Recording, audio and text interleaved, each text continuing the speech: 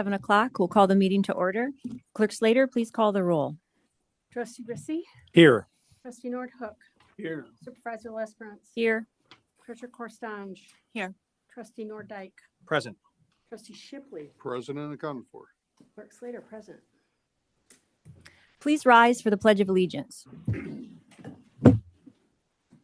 I pledge allegiance to the flag of the United States of America and to the republic for which it stands, one nation, under God, indivisible, with liberty and justice for all.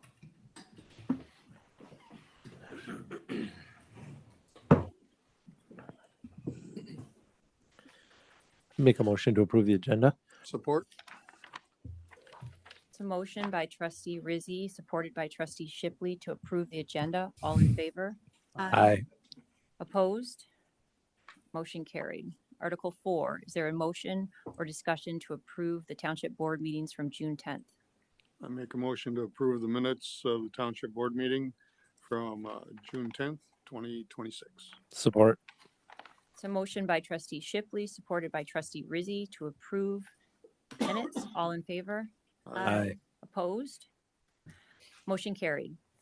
Having no presentations this evening, now is the time for public comments on anything scheduled for tonight's agenda. Tonight's agenda has one issue, and that would be the bonding, the financial bonding for through the DDA for village improvements. So anyone wishing to comment on that, state your name and address for our record keeping and limit your comment to 3 minutes.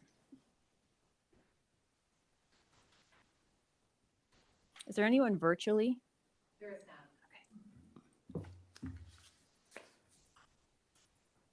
Next, approval of the consent agenda. Is there a motion or discussion?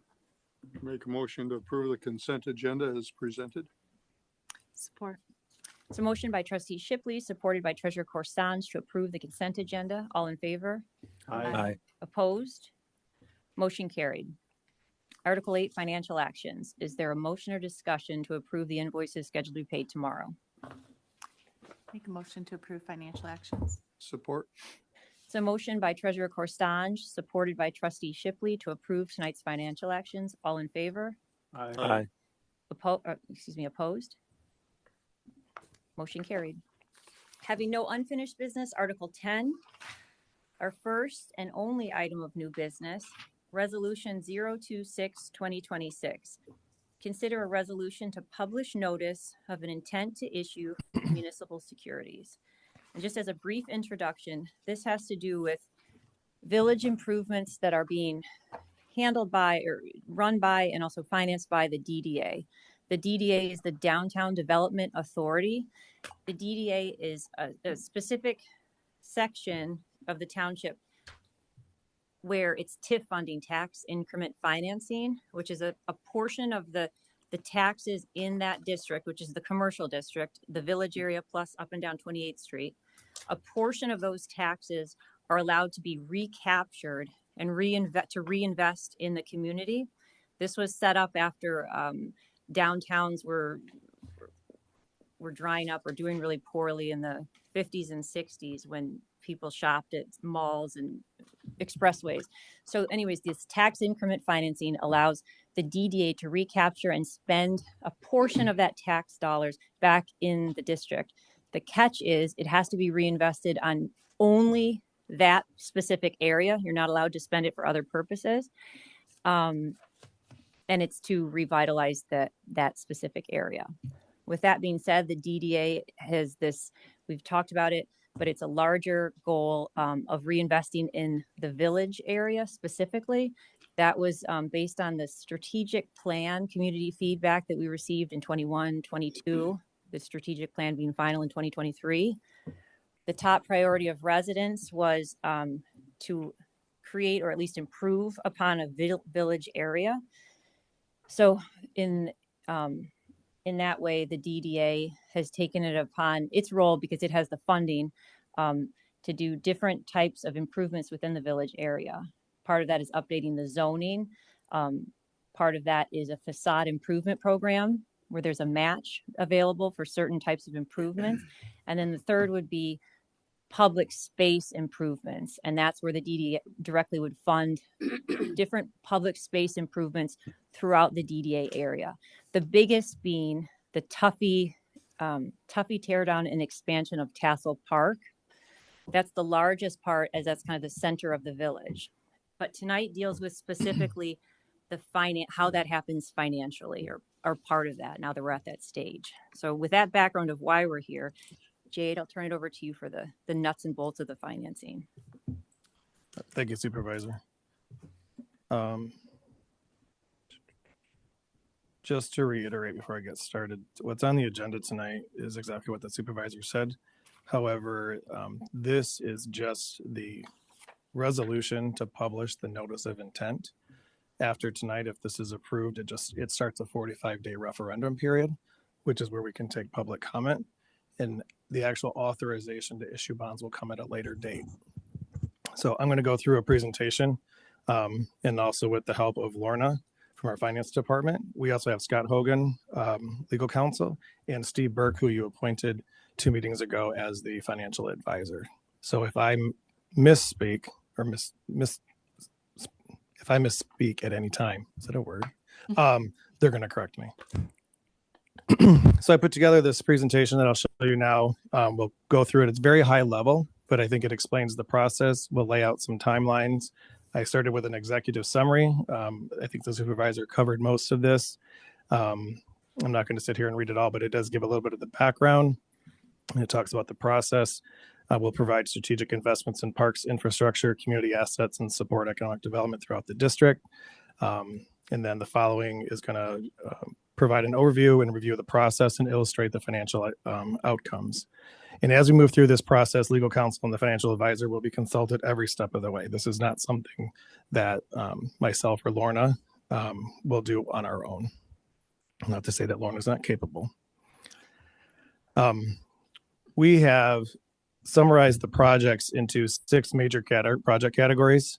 And I think what's important to keep in mind when we go through this is that if you have something on if you don't have something listed in your bond documentation, you cannot fund it. So there may be something that gets listed in your bonds paperwork that you may never fund, and that's okay. But if it's not included, you can't fund it if you wanted to at a later time. So we categorize these into 6 categories: parks and recreation, transportation and connectivity, streetscape, municipal property and facilities, economic development, and property acquisition. Parks and recreation, we clearly have our priority projects, the Tassel Park updates, the Verberg property demolition and park redevelopment, and then the safe passage under the Cascade Road Bridge, which also, I have an asterisk there, falls into this category, which is the transportation and connectivity. So we have the safe passage under Cascade Road again, DDA streetscape improvements all along the corridor. That's all along 28th Street, along Cascade Road. This is something the DDA has been talking about for quite some time. I talked with our engineer, Eric Thorne. We talked about sidewalk and trail expansions and maintenance, and then improvements at the I-96 interchange in 28th. Municipal facility improvements. We have a number of facilities that fall within the DDA district. One being the old Township Hall that's being used as a museum right now, which is in dire need of some updates from a maintenance perspective. The Stone House. Our current Township Hall actually sits in the DDA, and then any other township assets that are in the DDA district could be applied, or these funds could be applied to. So this talks about the funding flexibility and board oversight. So tonight, like I said before, what we're pursuing is the not to exceed bond amount. And that's important because we will not know the true costs of a lot of these projects until we actually bid them and it comes back before the board. So this provides flexibility during the design, engineering, bidding, and the procurement process. It allows the township and DDA to respond to the market. And then it actually establishes a maximum financing authorization, which that's where we worked with our financial advisor to give us what can the DDA afford and still not strap the DDA so they can still function and allow for liquid capital, liquid revenue as we move forward throughout this process in the upcoming years. Another thing to really keep in mind is the board oversight and procurement the township has a procurement policy that we have to abide by. So all the projects, even if the bond is approved and funded, nothing can be done until it goes through the bidding process and comes back before this board to approve. The board has oversight even over the bidding process, correct? Selection of the bids, Well, yes, ultimately.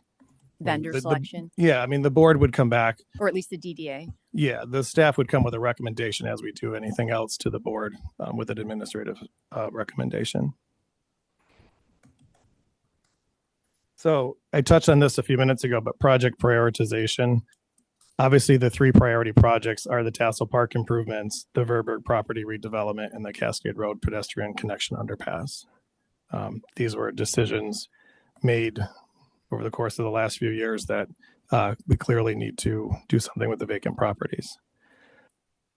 For the future project consideration, I mentioned this a minute ago too, not all project categories may be completed or addressed depending on the final cost of other projects that precede that. And then upon completion and budgeting of the priority projects, the remaining project categories will be evaluated. And that will also come back before the board and the DDA. We as staff don't have that ability to make the decision on how to spend any of the funds. We can recommend, but that'll come back before the board and the DDA to set those priorities.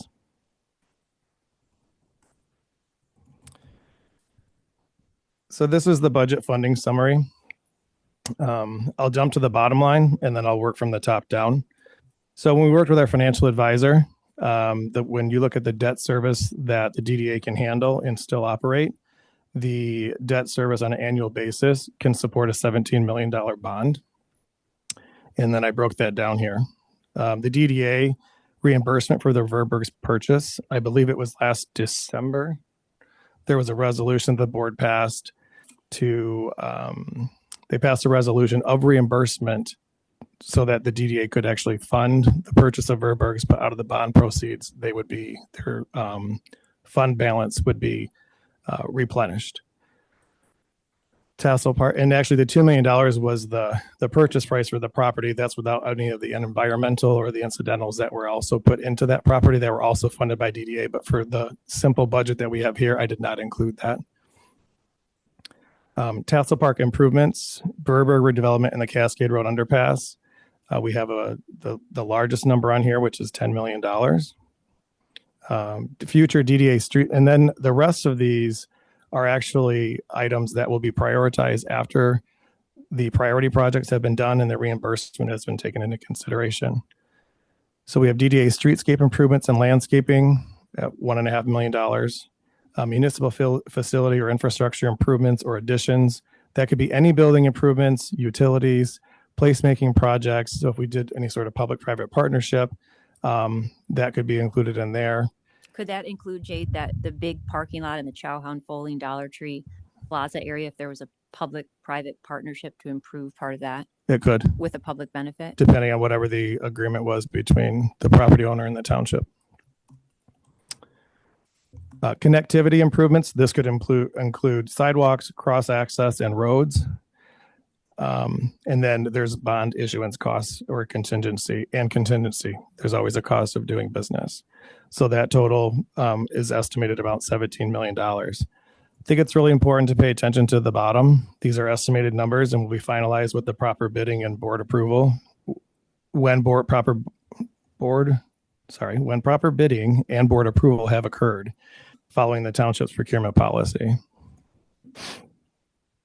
Jade, this 17 million, I know you've got a loose estimate of different projects, but the $17 million figure, is it fair to say we can hear from the financial advisor and bond counsel, but that's the figure that they think is a reasonable or conservative dollar amount, right? That the DDA could, based on their revenue, safely procure?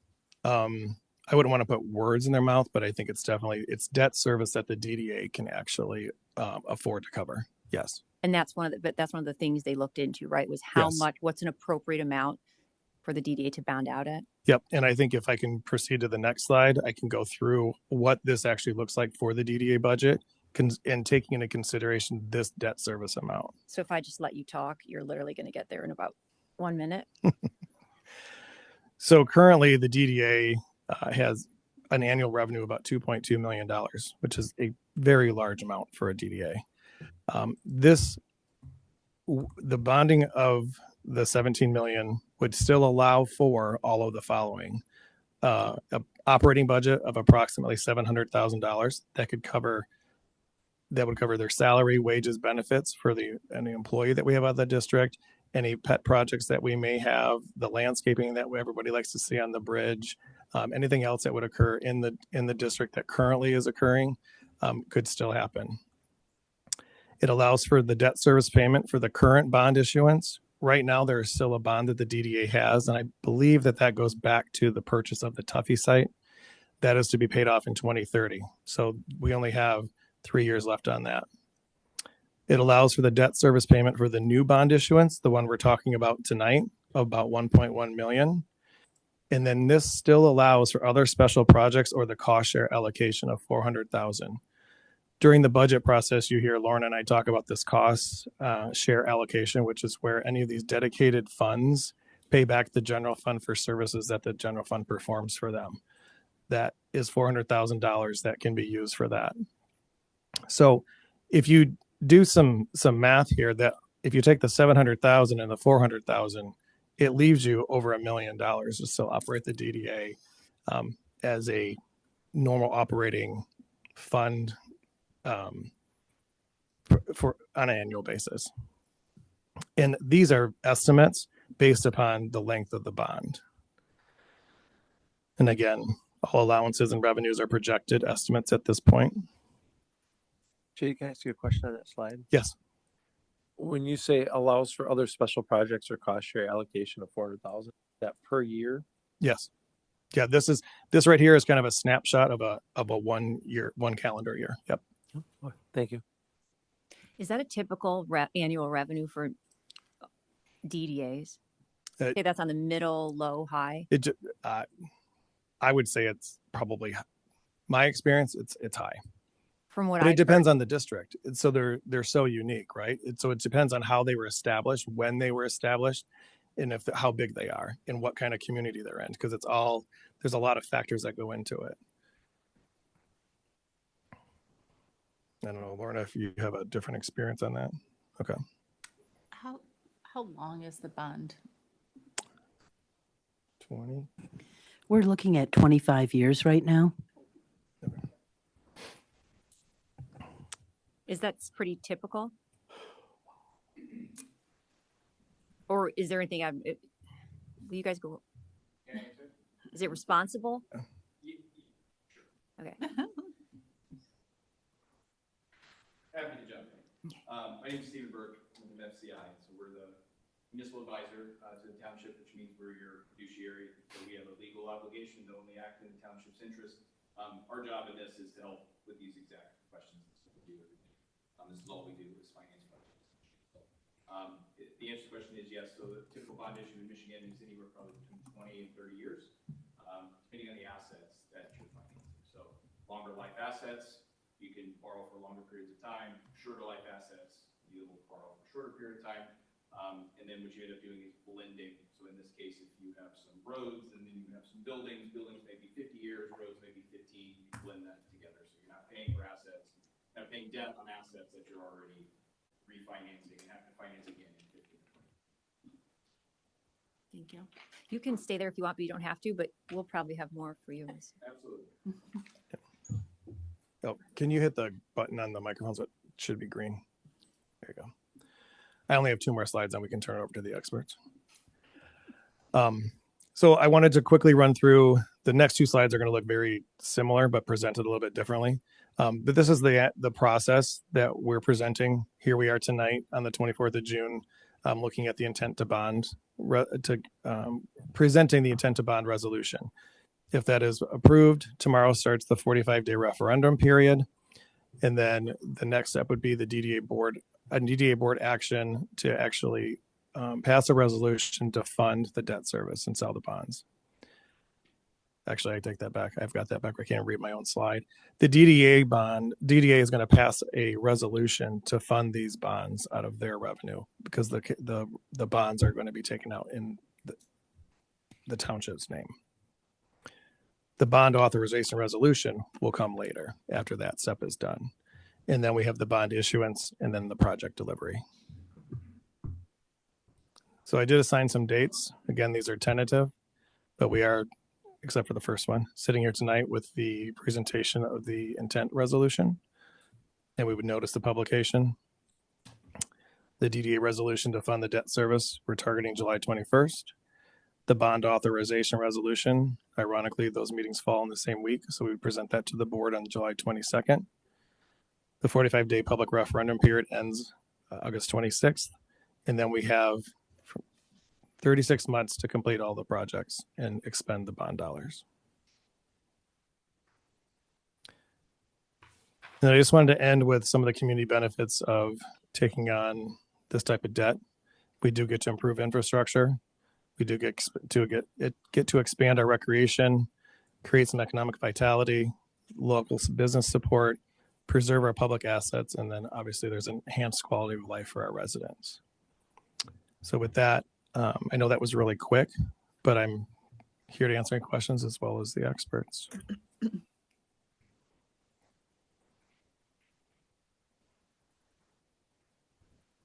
Questions, discussion?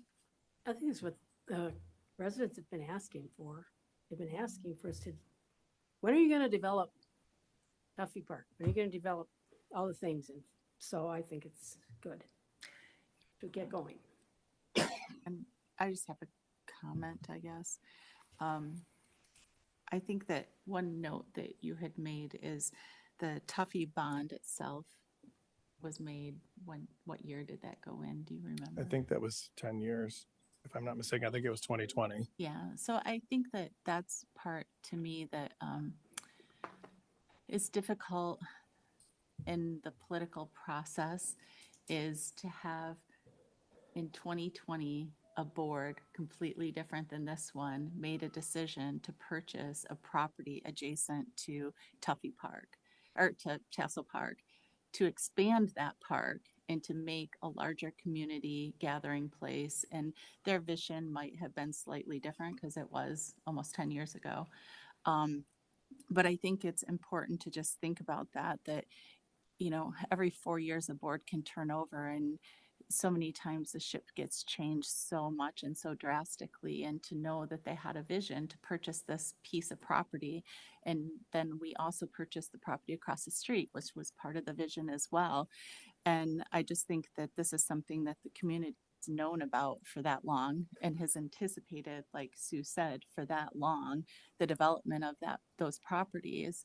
And it's exciting that the DDA at this point in time is willing and able to and wanting to develop property that not just benefits the businesses, but also benefits the residents of the township. And so for that, I just think it's a great idea. It's exciting that it's finally coming to fruition based on something that was thought about so long ago. And then just the other piece is just the intent to bond, not to exceed the bond amount, that these things are all going to come back to us with details later. And like you said, we have 36 months for those things to kind of come to us and to be implemented. So that's all. A couple of notices that I've made. Number one, I've had several people ask me what the status is going forward with the renovation of the properties, and I've told them that we're working on it and I explain the process. Secondly, and most importantly, is the heavy usage that Tassel Park currently is getting, both on weekends and during the week. I saw a packed shelter down there this past week during a weekday, and I'm going, that's nice. People are using it. I see people going down to use the parking lots in Tassel Park as access point for fishing and canoeing. And I think that it is an improvement that the residents have asked for, as you mentioned, Wendy, and it's the right thing to do. So I encourage the DDA, which apparently is their next step to approve it, to consider saying yay. Jay, this is a question for you. I'm on the DDA too, required to be legally a supervisor. So the board and the DDA, the goal is to stay aligned. What's the DDA, which is a board made up of business owners, residents who live within the district, and then a couple residents in general? Are they unanimous? What's their feeling on this? They're very excited about the projects and actually the attention that the DDA is going to be getting from these proceeds. It's a complete 180 from what they were doing 3-4 years ago. The bus. But just, I think just in general, I think that they're liking the direction and the focus, the attention that the DDA is getting. Mm-hmm. Can you explain again? This would be for the not to exceed. So this is a not to exceed number, or if I'm a resident, I think $17 million. We've got PFAS problems, and you guys are going to just write a check for $17 million. Can you explain that not to exceed? What this 17 million really means? Sure, absolutely. So again, this is the first step in issuing capital improvement bonds is this notice of intent. And what this is going to set out is the maximum parameters of any future bond issues under this notice of intent. So the 17 million is the ceiling. It obligates the township to nothing other than you cannot go over that amount. You can certainly go under that amount. And I think the thing to look at is as we went through and did the analysis, we used kind of worst case. So we used issuing 17 million tomorrow, and can the DDA afford it? When you do it that way, it's assuming a low growth rate of the DDA in a worst case debt scenario. They can afford it. It would be tight. And it wouldn't certainly be something that we're doing tomorrow is issuing 17 million. Again, it sets the top, but we look at potentially issuing this in one or more series slowly as the projects come online. And as the DDA continues to grow, it makes it much more palatable to pay for by the DDA. So I think that, again, this is the first step. Everything comes back to the board. This sets the ceiling. The reason why you always want to set a higher ceiling than what you think you may even need is you have to go back through the 45-day referendum period. And if you're ever in a situation where, we're 2 years down the road, maybe some part of the project has changed and this board wanted to borrow up to the 17 million, you'd have that ability without having to go back through a 45-day referendum period where, they potentially could have the project stopped at that point. Oh, does this make more sense even though, because the number is a big number? What about the option of, well, right now we'll bond for 10 million. And if we need more in a couple of years, we can take out a $2 million bond. So that is absolutely what the plan is to do this in phases as parts of this project are bid and ready to go under construction. The notice of intent just sets the ceiling for the total project and for what's allowed. But again, everything has to come back through the board. And, as this board makes those decisions going forward, yes, we're ready to move with, these parts of the project, move forward with those. We may borrow in anticipation of a project that's going to happen in a year, or we may wait a year and borrow for that project with something else that's a part of it at that time. So it gives maximum flexibility and optionality to the board to not have to go back through the referendum period again later. And I would say this is the approach that's taken by almost 100% of communities in Michigan that are going to issue. You don't want to set your notice of intent amount at the exact amount that you need, because then you have no flexibility for inflation and things to change over the next couple of years as you go through these projects. So are you, as the financial advisor, is it like I'm a home buyer, or we get to remodel our home, and you know what you want to do, and you want the kitchen, and you want the luxury appliances, and you know which house you want, but are you hired to advocate for financially what the best interest of the family is and not just what one person with expensive tastes might like? I think that's fair. Usually we use a sports analogy. What's the sports analogy for fiscal so- responsibility? So our job in this is to kind of be the quarterback of the transaction. So we know all of the players that are involved. Scott is Scott's the star wide receiver who can deliver you the exact bond counsel and the bond documents that are needed in the bond opinion to make the bonds marketable in the market. What we're going to do is work with staff to establish, okay, what's the most efficient way to sell these bonds into the market? What's going to produce the lowest cost of interest for the township? Can we afford a 20, if we go 20 years instead of 25, can the DDA afford it? How can we structure that? What are the costs of that? How do we do this? How do we get a bond rating? How do we go through that? Township has fantastic credit, obviously a AAA bond rating. One of the things that we talked about is the township's pledging its credit to this dramatically reduces the cost of the project overall. If the DDA were to do it as a revenue bond only, it's going to be significantly more expensive from a interest standpoint. And at the same time, the township is still reasonably on the hook because you have a moral obligation that you're probably going to loan the money to the DDA if they ever didn't have it to make the bond payments anyway. So use your credit, reduce the interest rate, make it easier for the DDA to make the payments. And if you ever were in a situation where you needed to step in, you're stepping in at the lowest possible interest rate that you can get. I mean, given the credit here, it would be financially reasonably irresponsible to not pledge the credit to go along with it, given what this project is. So in theory, the DDA, what did you call it? DDA revenue bonding? So that is allowable. And when we talked about it, I'm having a hard time coming up with one that I can remember in Michigan that was a DDA revenue only bond. DDAs can have some unique challenges with, obviously, if you have large properties within your DDA that were to go down dramatically. If you had and I'm just using an example that I'm aware of in the city of Warren, they have a huge General Motors engineering center. If General Motors were to remove that center, the value of their DDA might go from 300 million to 100 million.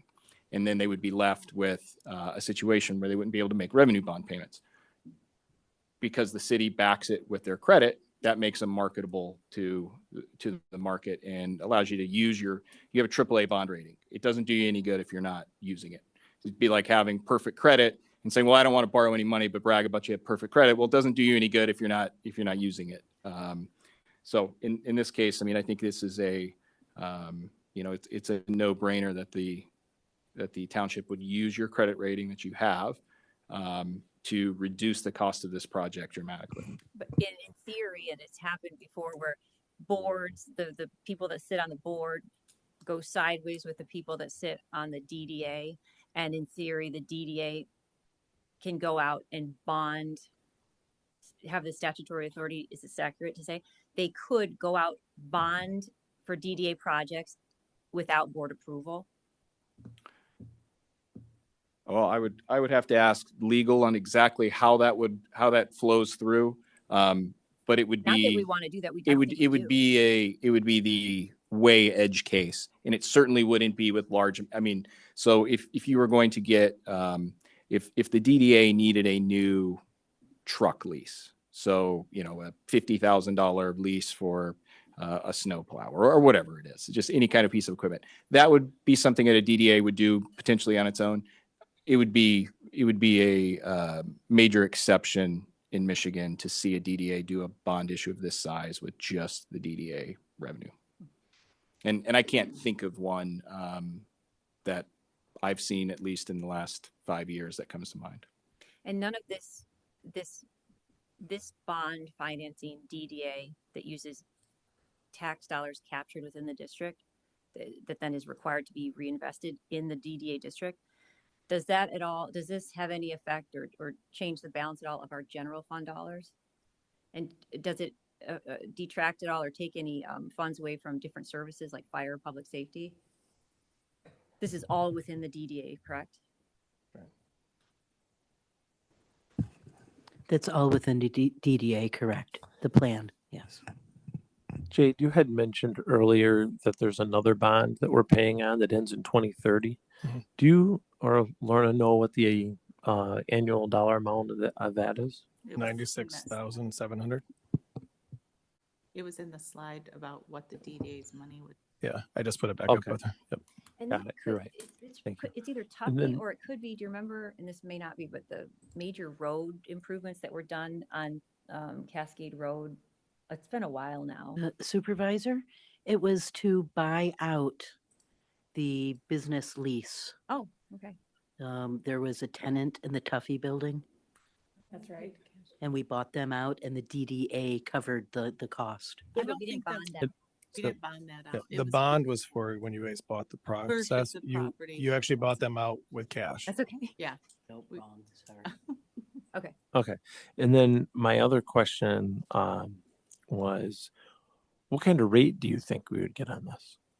Yeah, so obviously, interest rates have been extremely volatile over the last few months. Every time you saw the oil price go up, interest rates went up, oil price comes down, interest rates come back down. And so just generally on a 25-year issue right now, you're looking somewhere between 4 and 4.15% today if we sold it in the market. Obviously, could change significantly before we get there, but I think that would be a safe estimate today. And these are tax exempt bonds. And we've also been working with staff on, is there any ways to lower that interest rate more by issuing what are called bank qualified bonds, which are for small issuers. Small issuers are defined as anyone who issues less than 10 million a year. And so if we're able to issue potentially 10 million, it's by calendar year, 10 million this year for part of the project. And then if the project is 12 million total, 2 million in the next calendar year, that can generate significant interest savings from that qualification. Okay. And that's then- your job. Is That's our job, is to what we're lay those doing and out. And that's determine what exactly the best what we price. do. Earlier, you were talking kind of about bond ratings versus, use the example of credit. So looking at that, if I max out my credit cards, my credit rating goes down. With a bond, is there any, if we take full advantage of what we can leverage, does that put us at risk later of having our bond rating come down No, as we load up on debt? No, given the size and scope of the township, the amount of debt that you're taking on is a extremely low percentage of your current taxable value in SEV. So the township's going to be limited by state law to 10% of your total SEV as your total debt limit. Wow. We're obviously nowhere close to that. Now, just because you can borrow it doesn't mean that you should borrow it. But this would be I'm glad to hear you say that. but this would be nowhere close to maxing out the credit card in your example. So then with these numbers, as far as repayment of this, if we have, let's say a recession or something like we did in, 2008, I mean, do you, and we leveraged this full $17 million. I mean, when you work the numbers to see what we can handle, do you look at a downturn like that also, or is that not part of the equation? You're just So looking at sunny days. I can tell you as living through multiple cycles now, and now having this cycle last as long as it has. Obviously, Mhm. we've had huge property value growth across the state. That is something that definitely keeps us up at night on building these in.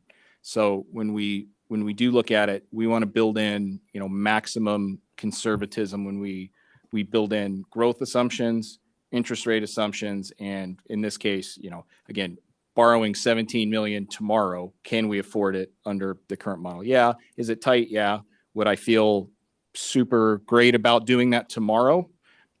Probably wouldn't be the number one idea that we'd have, but we would look at breaking it up into pieces. You don't have $17 million of projects to do tomorrow. And I think that that's what's important here is this is a phased approach. And as these projects are ready to be done, borrowing the money for those specific projects when they're ready to be accomplished. And this comes back to, this is a not to exceed dollar amount. Correct. This isn't a check, oh, we are committing to spend $17 million, correct? This commits you to absolutely nothing other than not going over 17. So this is you as our financial advisor. You cannot buy a house that's more than, no matter what, X amount of dollars, but you can buy any house within that dollar I think amount or that's less. a fair example. Also looking at your daily expenses to make sure you don't exceed your house. Oh, yeah. I mean, And- he looked at the whole picture. It wasn't like, oh, this is the max amount. It was reasonably. So you're not like the mortgage broker who's like, I can get you into this house and, on these, I can make the numbers work. You're not that guy. And so using that as your example, so that that's the players in the market that are underwriters, potential buyers of your debt. They would love to take as much debt that you will sell them that they will take. As a AAA issuer, banks and investment banks and the potential owners of your debt are insurance companies and individuals. They'll take as much as you want to sell them. Our job is to tell you what you can afford and what we should be doing. And, here are the numbers. I'm happy to lay them out. Here is scenario A and scenario B, and at the final decision is that of the board. So we provide advice and not necessarily recommendations, but I think that the numbers usually will lead you in the correct direction. And Jade, where are we at? I know hasn't been finalized, but rough for the expanding Tassel Park up to the doctor's office and Tuffy properties, and then Verberg's across the street, and then that under the bridge connection. Just, I know it's not final, and it hasn't been up to the board of final dollars, but what's the rough estimate? So the rough estimate without the engineering and the consultants, construction administration cost is a little over $8.1 million. And then does that include reimbursement to the DDA for the purchase of Verberg's? No. So I have a couple questions. I kind of like to go back and get history before I start moving forward. How much was the bond that we did for Tuffy with the $96,000 payment that we did for 10 years? What was the dollar amount of that bond? If I could jump in, Scott, I'm looking at our annual audit from last year. We had an $800,000 installment note payable due in annual installments of anywhere from $60,000 to $103,000. And it runs through October of 2030. So as Jade mentioned, right now we're at about a $96,700 payment annually. So that 10-year bond was for 800. Correct. That's what we paid for Tuffy, and it was designed that the lease payments would pay the. But we got The rid of the note. lease. So the next one is on the fire station. That was a $6 million bond. Mhm. That was a $5.69 million bond, Good. 2023 capital improvement. And the annual installments range from $160,000 to $405,000 through May of 2042. And that is paid out of the general fund. And what's the interest rate on that one? The maximum interest on that is 4%, but the rate can vary each year. Okay. Different investors buy a different series of bonds. The true interest cost on that when it was sold was 3.568%. Okay, thank So you. true interest cost gives you apples to apples to be able to compare different structures within the bond issue. So I'm looking at this, I'm all for the Tuffy tassel, the bridge under the Verberg thing, getting reimbursed for purchasing Verbergs. I'm all in for the $10 million bond, but I definitely don't want it for 25 years. So that's my 2 cents up for discussion. So where are we at for a $10 million bond with, say, 12-year or 15-year return? Those details will come later when that comes to us. Yeah, I don't have that scenario We're not created. making that decision tonight. And that will come back. First for the 17 million. Well, and we've run several different scenarios. But again, looking at what was the upper end Okay. that the DDA could afford versus Building response could Yeah. afford comfortably and to ensure the DDA's revenues can pay the debt service. Again, protecting the general fund from having to necessarily chip in. Now, if that's a decision that you want to make later because you have some part of the project that maybe isn't necessarily DDA funded, then other funds could chip in. That's the flexibility of doing these as capital improvement bonds. Again, decision that the board can make later. Trying to leave as many options as possible open for the board to have later. Well, the residents really do want that tassel and Verberg and the under the road thing, they want all that done, and I'm more than willing to do that, but I think that's gonna be stopping for me at 10 million, not to exceed. And we can do 15 years, I'd be happy with that, but the rest of this, I think, could actually be paid out of pocket as we go with the savings by not borrowing the whole thing. I look, I look at the 17 million number and the $700,000, or what was it? I guess that's around $600,000 or so to repay that annually, and somewhere in that neighborhood. And I think to myself, well, if the DDA is capable of that amount of debt service, knowing that we purchased this in fall of 2020, I think it was, that's 6 years. I would expect us to have saved up something by now for this project. I mean, that, $600,000 a year for 6 years, you should have at least $4 million set aside. The DDA doesn't have anything set aside for this project. It's never even been able to pay for any of the doctor's office, Tuffy, or Verberg's to buy the land, with the exception of repaying the debt that it borrowed to acquire land. Wait, the DDA But have anything saved up? I don't know. That's what I'm asking. Is we're at 17? We're asking for $17 million for this project, but does the DDA have, a few $1,000,000 in the bank right now, ready to go for this? I don't believe. Tell you they had 2.2 million because they actually funded the purchase of Verberg's, which was not anywhere in the realm of the project when that decision was made. So those funds were taken from the DDA, not the general fund. Yes, last December, this body approved a resolution to reimburse the DDA the $2 million for the purchase Gotcha. of Verberg's. I was thinking it was the other way around. No. Okay. No. That's May I helpful. jump That in? makes me feel a lot better. May I Actually, jump in the also? 2 million that was just the purchase price. Like I said, there were other incidentals that I don't have worked into here because, again, Okay. We're not at that point. Like, we're not talking about how much we're borrowing today. This is actually just the intent, which is the ceiling. But part of that is, the Tuffy, the tassel, the under, because actually as of 2 years ago, or last year when we bought Verberg's wasn't on the table, and neither was the crosswalk underneath the bridge. So that really did take the project to a whole new level when you're talking about 3 sites really versus just the Tuffy site. On the doctor's office, which I is understand kind of that. incorporated. Supervisor, if I could jump in too, the DDA also purchased the Stone House the year before for about $670,000. And the year before that contributed a substantial amount towards the construction of Friendship Park. Yes. And I also think they committed $1 million to the Cascade Road Bridge. Yes. Yeah. The pedestrian bridge across the river Okay. was grants and the DDA. No gives general me- fund dollars, no taxpayer dollars. It was strictly DDA and grant funds for that pedestrian bridge. And that's part of this overall village enhancement. Stonehouse we bought for And I fair actually, market value. now that you're bringing it up, if it would help the board, Lauren and I could pull together like what's occurred in the DDA the last 5 years with what they've actually contributed to within the community, and then what their fund balance is today, what their budget has looked like. I think that would really be helpful, because the other thing that I worry about is you mentioned all these great projects that the DDA has contributed to.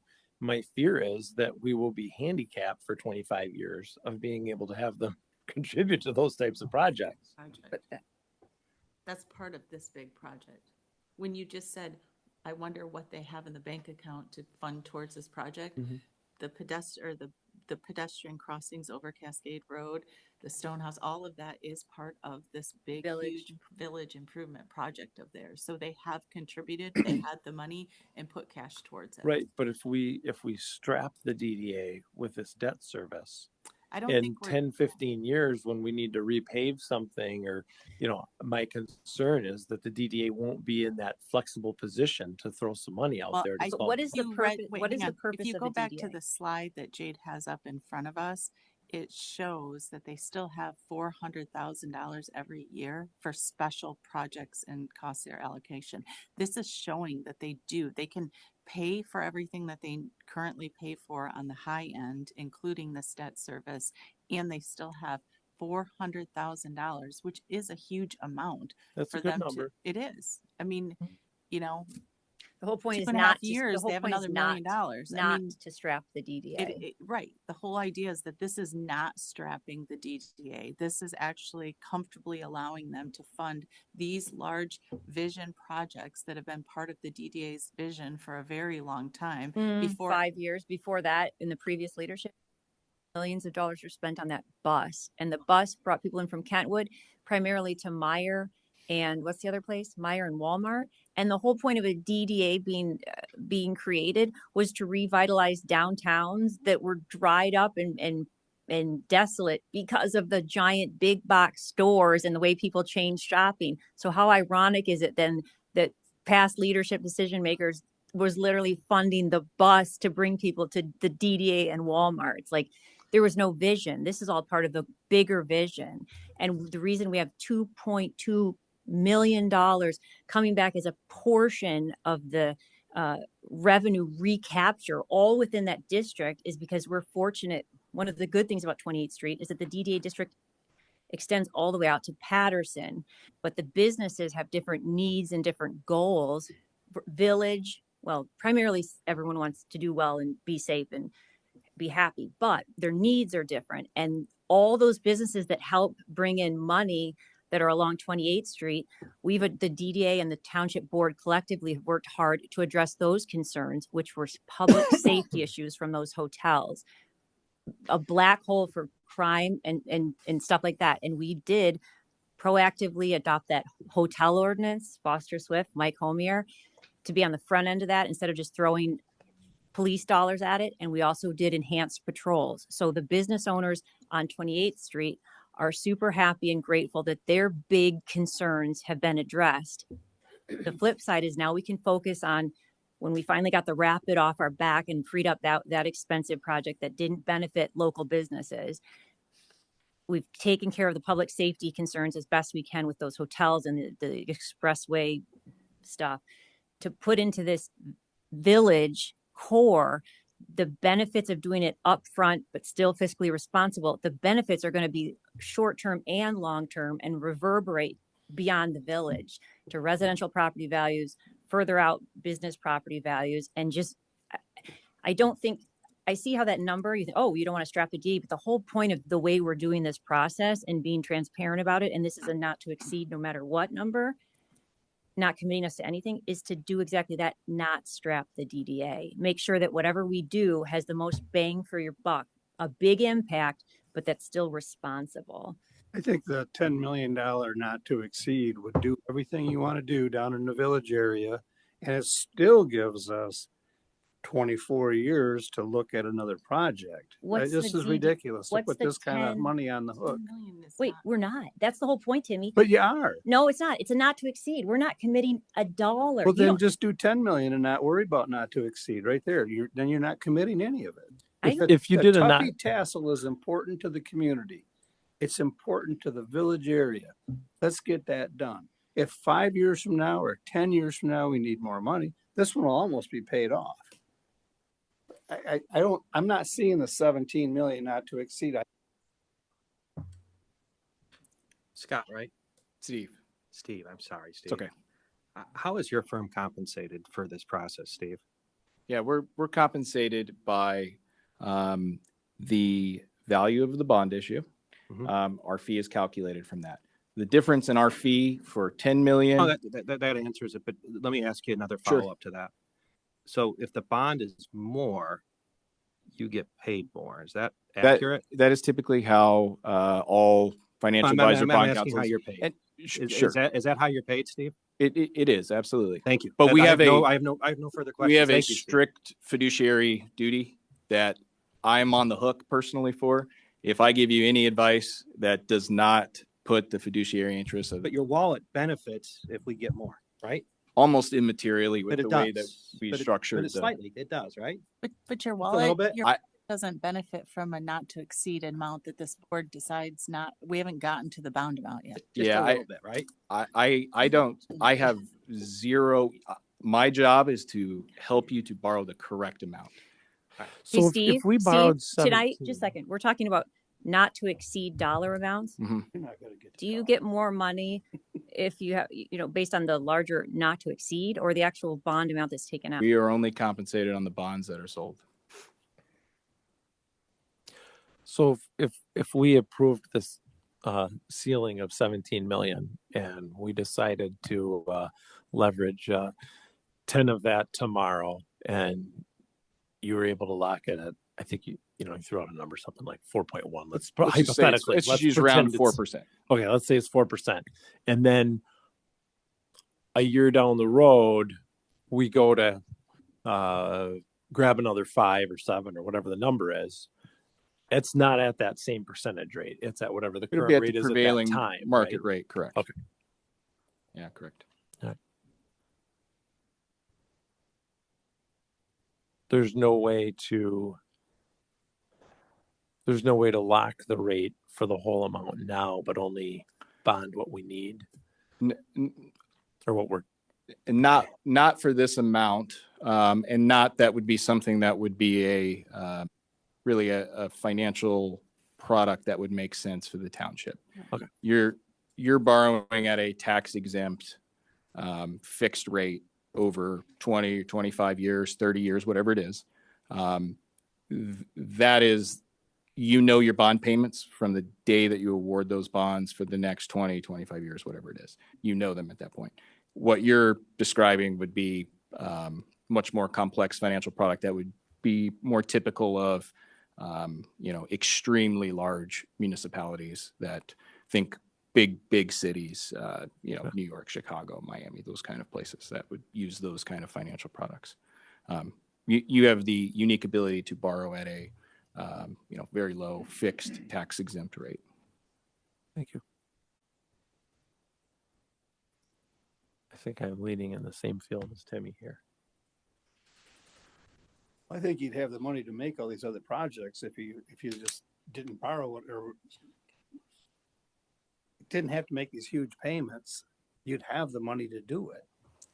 10 years from now, 12 years from now, if you wanted to do another one of these other items, you've got the money. Except the Yeah, cost. they didn't in make 10 payments on. If somebody thought that 10 years ago, the cost of the project now would be hundreds and hundreds of times the amount that you thought it was going to be. Mhm. That's the whole idea. I'm looking at today's dollars and today's projects, and Yep. And I think these are 10 million today's not to projects. exceed is the right way to go. That's my opinion. And probably will be my vote. Mhm.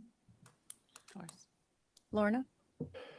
I'm looking at the bid document when Stevens Firm bid on being our financial advisor. The proceeds of bonds going from 10 million to 11 million to 12 million to 13 million. So $1 million increments at a time, bond proceeds. His company's calculated fee starts at $24,000 for a $10 million bond. 11 million is 25,000. 12 million is 26,000. They go up $1,000 worth of fees for $1 million bond. So wait, how much we're talking between, that's 7 million, the difference A $10 million make between, 7,000. so wait, if you, My job is to get you the right amount of money. Our fee doesn't have anything to do with it. $7,000, are you willing to throw your career out the window for and your credibility? Well, I could go to jail. Have you had any clients, municipalities that you've, that have A good attorney. been overextended because, you stretched them too thin and for that extra $7,000? No. Is your reputation pretty important in your line of work? Absolutely. And especially here. I mean, we represent the county. We represent many of the cities surrounding, city of Grand Rapids, most of your neighbors in the area. That's why I think we were selected. We've worked for the township before. We did your previous bond issue. So I think Your motivation at all, do you have to worry about getting reelected or making sure people are happy with you so they vote for you again? Is that one of your considerations when you're recommending numbers? my job is to assist the township in borrowing the correct amount for whatever your project is. You guys decide on the project. We just do the math. And again, this is a not to exceed, we could spend $2 million, correct? Absolutely. It could be 8 million. Correct. It could be 12. The board will decide on the projects that you're moving forward with, and based on the bid documents and all of the cost of engineering and everything else, we're going to make a calculation of how much money projects that you're moving forward, that you're awarding. And we're talking strictly DDA dollars that have to be legally spent on improvement projects in the DDA, correct? That's correct. If we bonded the Oh, I'm 10. sorry, John? Based upon all the information that we have, and this is an intent to issue municipal securities, and that the DDA on the 21st of July still has a meeting to approve it, and that we are not exceeding 17 million, and it is a stepped process in which it's phased approach. I make a motion that we intend to issue municipal securities resolution 026-2026 and move on down the road. And if the DDA does not like this, they still have a say in it. Support. That's a motion by trustee Shipley, seconded by treasurer Corstange, to approve resolution 026-2026, which is a resolution to publish a notice of intent to issue municipal securities and to approve certain reimbursements as presented. Clerk Slater, please call the roll. Trustee Shipley, Yes. Treasurer Corstange, Yes. Trustee Rissy, No. Trustee Nordhook, No. Trustee Nordike, No. Clerk Slater, yes. Supervisor Lesbrunz. Yes, motion carried 4-3. Thank you, and thank you for coming tonight and making sure we make the right decisions.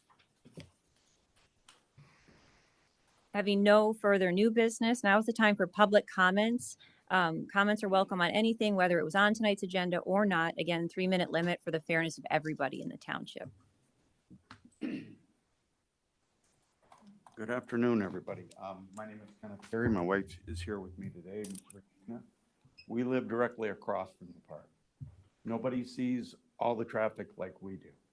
Anytime you look at any of the parking lots at West Tassel Park, you can't judge how many people are there because most of the people are parked at the gathering place or at Frosty Boy and they're walking.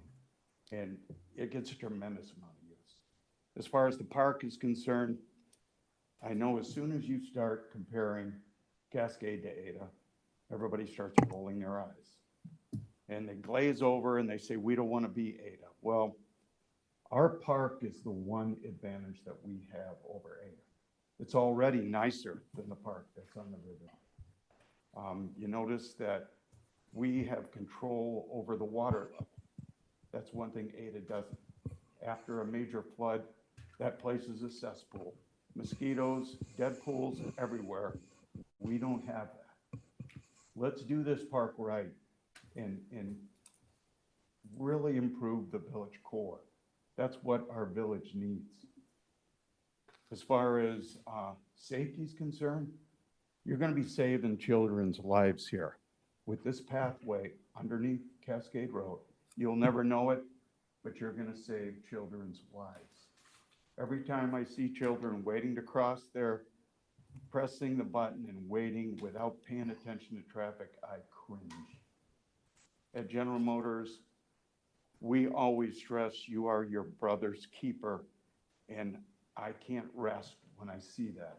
I know that there's going to be a problem, and you're going to alleviate a major part of that problem. We have plenty of parking here, but you know, if you allocate this money for the park, you're going to clear the way for outside investors to come into our community. We have families in this community that have completely redone municipalities in northern Michigan. Walloon Lake is a perfect example if you've ever been there. That was actually totally redone by a gentleman that lives here on the river. And I'm sure that once this project gets underway, it's just going to open up the floodgates for people to see our community completely different. So the quality of life, brother's keeper thing, that's our number one concern. My biggest regret since I've lived here is the firefighter's little boy that got hit and killed on Cascade Road. You don't get past that as a firefighter. PTSD is a big part of their lives. I can't imagine what went through the people that had to help that day and how they live with it the rest of their lives. Thank you. Well, let's save some lives here and do it right.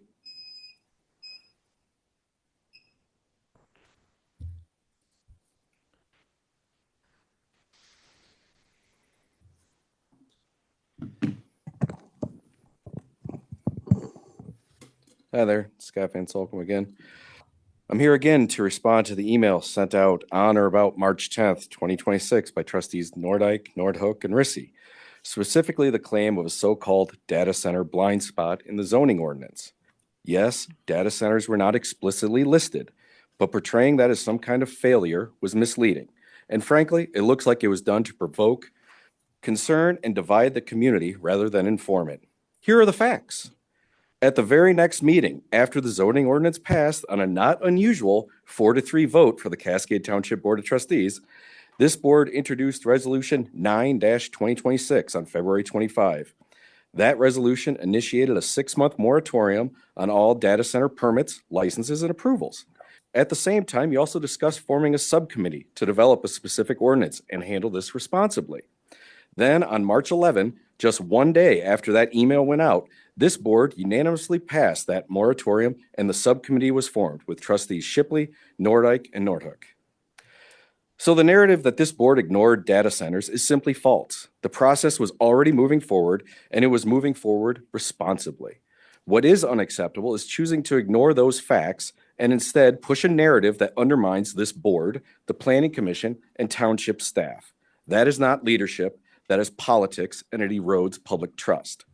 Then, 20 days after that email, on March 31, Trustee Rissy signed paperwork with Lowell Charter Township applying to rezone his 2 parcels on Cascade Road to light industrial, positioning them for a major data center development. Let me be clear, I have no issue with anyone benefiting from their property. And if Trustee Rissy and his family are able to capitalize on that opportunity, I generally wish you success. But here is the issue: transparency. At the last meeting, Trustee Rissy stated he does not have a purchase contract. That may be technically true, but it sidesteps the obvious. When rezoning applications are underway and a company like Microsoft is submitting materials, it's right here on their letterhead, it is clear that there have been discussions. You cannot have it both ways, downplaying involvement publicly while taking steps privately that align with a major development. I have known Scott for years, going back to Pine Ridge Elementary, and I respect him. But this situation calls for straightforward honesty, and it raises a legitimate question about whether he or anyone else on the board in the data center AI industry should be participating in future decisions related to data centers in this township. The public deserves clarity, not carefully worded half answers. Additionally, if citizens would like some more information about the new zoning ordinance that is on the ballot, go to preservecascadevoteyes.com. Also, the township website has all the unbiased, straight information as well. Thank you.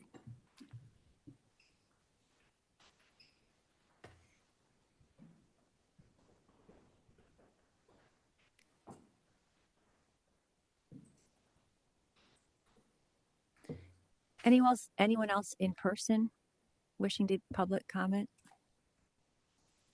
Anyone virtually? Yes, there is. Hello. Can you hear me? Yes. This is Craig Merlin. And what I heard tonight was that by going to 17 million, it was stated that this is what the DDA can afford to cover. And so what really is occurring is that the people of Cascade's input on future projects, when and as they occur, is being circumvented by going to the full 17 million when what everyone agrees is necessary and positive, which is the redevelopment of the Tuffy site, Tassel Park, the tunnel, that all we very much need and I support fully. But going to $17 million is the maximum amount that could be given without having to go back for future referendum or referendums on future projects 2 years down the road or 3 years down the road when situations may be entirely different. This is simply a mechanism. By going to 17, it's a mechanism to avoid citizen participation in specific projects.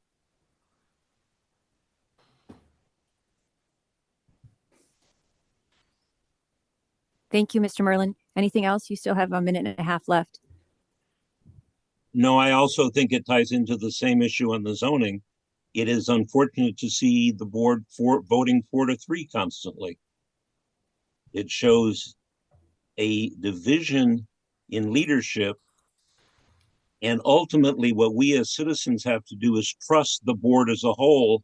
And if the board as a whole can't make consensus decisions, then we continue not to be able to trust the board as a whole. And so I don't want to give the board an extra $7 million that can be used for whatever the board wants without having to come back to talk to us, the citizens.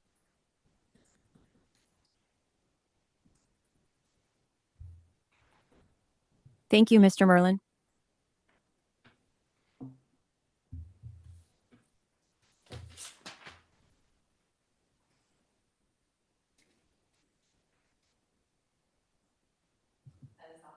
Okay.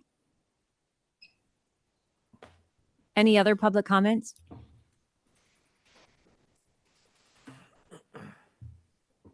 Manager comments? And if you, I know you're put in a difficult spot, Jade, but about it's what if you are able to comment at all on some of the Mr. Merlin's comments, not respond, but I'd prefer not to. Okay. No comments tonight. That crosses this. Got it. All right. Okay. Do you have any comments, manager comments? No. Okay. Board comments, Trustee Shipley. Stand up and thank our bosses for coming down. Ken, ×2, Nick, Scott, appreciate your input. Mr. Merlin, I appreciate his input too. Unfortunately, I very rarely have seen consensus 100% on any government board, any government department. And Lord only knows our Congress doesn't do that either. But back to my original, thanks guys for coming down, and Mr. Merlin for your input. Trustee Nordick. Folks, I feel like a broken record, but I'm going to say it. For the last 2 weeks, I've had a number of complaints from the road commission, and I just want to commend Eric and our engineering department, Jade. They continuously are following up on it. And I just, I get an email. I send it to Eric. 30 minutes later, he's reaching out to the resident. I don't know how the guy finds the time, but I am just so darn impressed. And I think it reflects so well on this township staff and this township as a whole by responding to something that we didn't cause, but still working with the appropriate people at the road commission to fix it. So thank you for that. And that's all I have. Thank you. Trustee Rizzi. I'll jump on that bandwagon a minute. I also have had some residents contact me, particularly about road related stuff. And just in the last few days, once again, Eric did respond to them very quickly. So I second that. But I also, something I haven't sent to him yet that I'm going to, that's very frustrating to me, is that our road commission has road closure signs, for instance, on Thorn River Drive right now, as you go towards Ada, but yet the road has no construction going on. They had the bridge closed for Friday, but it opened on Saturday and they never took the signs down. I keep going around it. So I just, they want people to stay out of these closures, but they don't, if they don't have a marked, honestly or accurately, that makes it difficult for people to respect the sign, and it has a negative effect. And then another item I just thought I'd touch on, Scott, you make comments on a regular basis, which I always appreciate. And you've been for several meetings now speaking about the zoning ordinance, and I find it interesting because this board has already voted on that. It already had its chance with the ordinance. We did our part, and now it falls on the hands of the citizens. I think our supervisor did a great job of explaining that to everyone, but having you speak about it almost seems like you're expecting us to take action again, and we're not. We're done. Whatever ordinance we end up with, whether it's the current one or the new one, we'll be left to fix whatever we have. So that's just the way it goes down. And it was good to hear from Craig Merlin again. Haven't heard from him in a long time, so I wanted to give him a shout out. And thank you all for coming. Trustee Nordhook. He's still kicking. Ken, I want you to know that we do fully support the Tassel, Herberg Park, the tunnel. That's with the 10 million. It will take care of that issue. So we fully support that. Scott, with your constant coming at us with the letter and the zoning, I'm going to tell you exactly why I voted no on that. And one of the reasons is, we'll take the liquor store, for instance, that it could go 3 stories high there, 4 feet from the sidewalk. And I just don't think that's proper. The next one is farm animals in residential zoning. I don't think we need goats next door to my home. I'm okay with chickens. Chickens are pretty harmless. But then again, bees. I don't need beehives in residential areas where kids play. 5% of the population is allergic to bees, and one of my neighbors is. I just think that belongs out in the agricultural area. Nothing against bees. The pole barns, 15-foot high. We're changing the state building code from measuring midpoint to measuring cap shingle. And there's problems there because also in that zoning ordinance, it says that the minimum pitch has to be 412. Well, if I want to put an 8-foot garage door on, which is pretty common for new construction instead of 7-foot, I have to have a 10-foot high sidewall in order to have a garage door opener. But it also says that that roof pitch has to be the same as my house. Well, I have some on my house that are 712. So how do I get a 712 pitch on a 10-foot high sidewall and still stay under 15 feet? There's issues with the zoning that needed to be dealt with, but we weren't given the opportunity to do so. And that is the reason why I voted no. Thanks. Hope I cleared it up. Clerk Slater. No comments. Treasurer Corsange. I saw you taking notes, so I think you're going to address some of the. So it's all on me. Is there anything you would like to say this evening, Treasurer Corsange? I don't think so. Thank you. I'd like to say thank you to Craig Merlin, even though, it's just good to know that you're paying attention. I disagree that it's keeping the citizens out. I don't think it's a commitment at all, but I think this strikes a good balance of being able to make a major impact on both the local businesses and residents. And it's again based on the top priority of residents that we did in the strategic plan. So again, every issue, every decision, every dollar amount will come back before both the DDA and the board and be discussed and debated in public meetings. So I just respectfully disagree, but I appreciate your fiscal responsibility and your concern. And it's just good to have you back. Trustee Rizzi's comment about this board did their job, our part's over, now it's up to the residents. I think that's misleading and inaccurate. And that's also one of the talking points of the opposition, which is a small group of real estate special interests, two of whom the Greater Regional Alliance of Realtors, GRAR, and also Michigan Realtors. Those two groups, the board passed the new ordinance. Those two groups spent $99,000 paid directly to a signature gathering firm to go out and collect enough signatures to get this referendum on the ballot to bring in front of residences. And the big talking points were this: you didn't get it. Just let the people decide. And then no zoning, or excuse me, no data center protection in the zoning. So we're hearing from tons of residents how they were misled to get the signatures.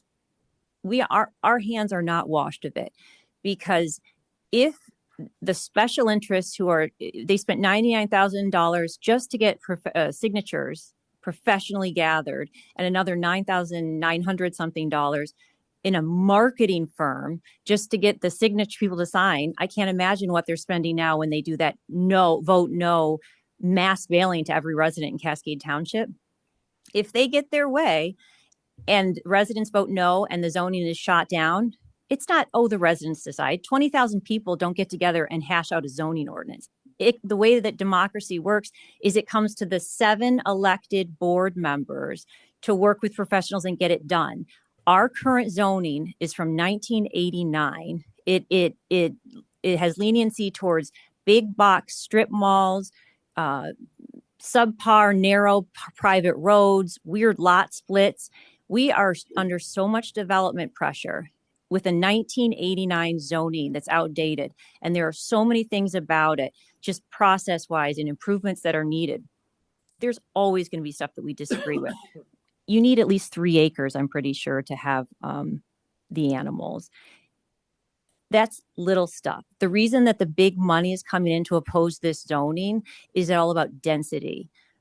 One of the major funders and the guy who's one of the investors in that Chowling Fowling warehouse building, who's going door to door and winding everybody up, he's upset because he can't have drive-through restaurants and high-density apartment complexes in the village area. You can still do it in other areas, but not in the village area. That's not a walkable village. And the other thing that's got the developers and special interests all cranked up is we've made the requirements for private roads wider, and we've limited the number of homes that can be built on private roads.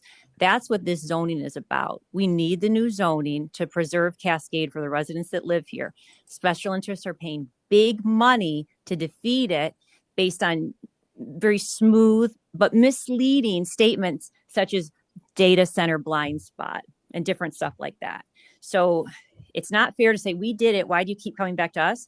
Because if the big money special interest real estate developers who want high density get what they want, and we're stuck with this 1989 zoning, it takes us right back to where we were, full circle, right back to this board of trustees to do something about. And we may not 100% agree, because that's what 7 different residents who act independently, that's what happens when you bring 7 people together in a democratic process.